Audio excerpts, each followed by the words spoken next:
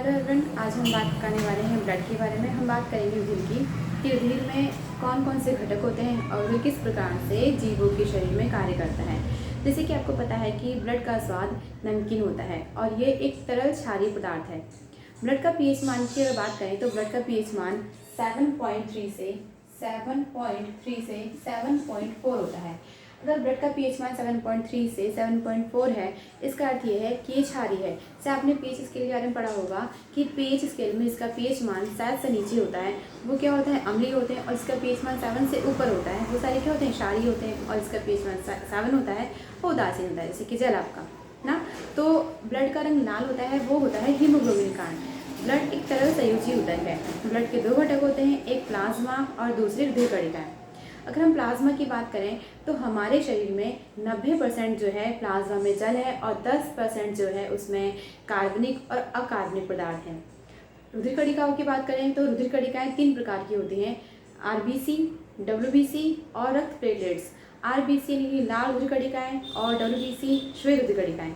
मैं इसे आपको ग्राफ से बताती हूँ क्या होगा इसमें। जैसे रुधिर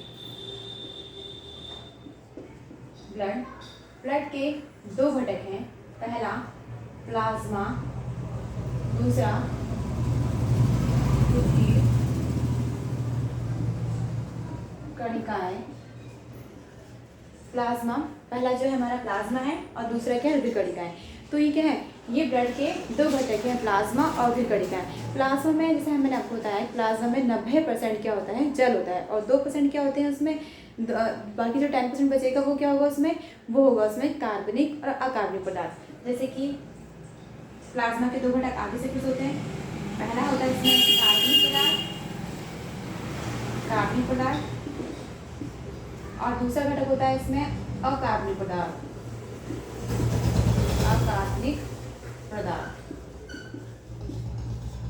तो कार्बनिक पदार्थ में क्या आता है, कार्बनिक पदार्थ में सभी जितने भी आपके बॉडी में प्रोटीन्स होते हैं वो सारे क्या आते हैं, कार्बनिक पदार्थ में आते हैं। जैसे कि फाइब्रिनोजन, हिपेरिन और प्रोथ्रोम्बिन, जितने भी प्रोटीन हैं हमारे वो सारे किस में आते हैं, कार्बनिक पदार्थ में आते हैं।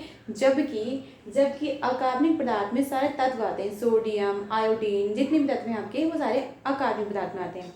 तो हम बात करेंगे अब रुधिर कणिकाओं की, यानी हमारी बॉडी में कितने ब्लड सेल्स होते हैं। तो ब्लड सेल्स हमारी बॉडी में 3 होते हैं, आरबीसी, डब्ल्यूबीसी और रक्त प्लेटलेट्स।